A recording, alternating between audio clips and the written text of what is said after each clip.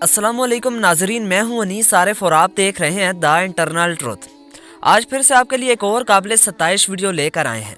आज की हमारी वीडियो में हम आपको एक गोरकन की ऐसी दास्तान सुनाएंगे जो आपका ईमान भी तरोताज़ा कर देगी। तो चलिए वीडियो शुरू करते हैं। नाजरीन, आज से 15 साल पहले की बात है। हमारे मोहल्ले में एक गोरकन रहता था जो फोत हो चुका है। नाम मोहम्मद यूसुफ था। मजबूत जिस्म और बड़ी बड़ी आंखें जिनमें नूर ही नूर भरा हुआ था। ईमान इसके चेहरे से छलकता था। बारिश चेहरा इसकी एक ही रूटीन थी, सुबह घर से निकलता और शाम को कब्रिस्तान से वापस आता था। हमेशा रास्ते के एक तरफ होकर चलता था और किसी की तरफ बुरी नजर से नहीं देखता था। एक दिन मोहल्ले के पढ़े लिखे लड़के इकट्ठे हुए और यूसुफ से कहने लगे कि आपकी सारी जिंदगी कब्रिस्तान में गुजर गई है, हमें कोई वाकया सुनाए। ये सुनकर यूसुफ संजीदा हुआ और लंबी सांस ली और कहने लगा, आज मुझे 27 साल हो गए हैं, मैं कब्रें बना रहा हूँ। मेरे साथ एक ही वाकया गुजरा है। गर्मियों की दोपहर थी। कुछ लोग मेरे पास आए कि बाबा जी कब्र बनानी है।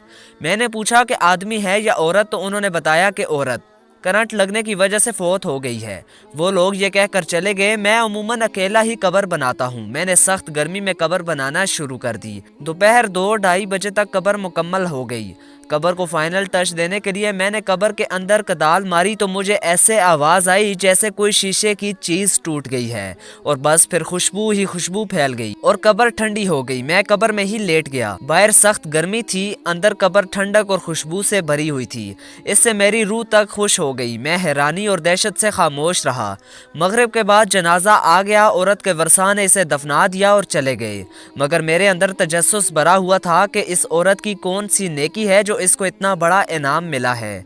बातों ही बातों में मैंने मालूम कर लिया था कि यह औरत फरीद गेट बहावलपुर के अंदर रहने वाली थी और बिजली के करंट लगने से फोत हो गई है। अबाओ अजदाद यहीं के रहने वाले थे। मैं पूछता हुआ फरीद गेट पहुंच गया और औरत के बारे में मालूम हुआ कि इस औरत का खावंद कुछ अरसे पहले फोत हो गया था। वो बेचारा 6-7 साल बीमार रहा। इस औरत ने दिन रात इसकी खिदमत की। खावंद की शदीद बीमारी के बावजूद इसके साथ बेवफाई नहीं की और दिलो जान से इसकी तीमारदारी करती रही। बावजूद गुर्बत के इसको मेहनत मजदूरी करके खाना खिलाती रही और अपने जज्बात को अपने बीमार खावंद पर कुर्बान कर दिया।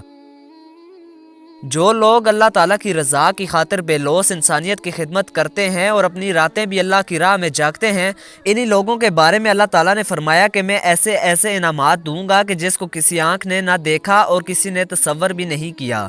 खुश नसीब वो लोग हैं जिनकी कब्रें खुशबू और ठंडक से भरी हुई हैं। दुआ है कि अल्लाह ताला हमें और सब मुसलमानों को बख्श दे और आखिरत में ठंडक अता फरमाए।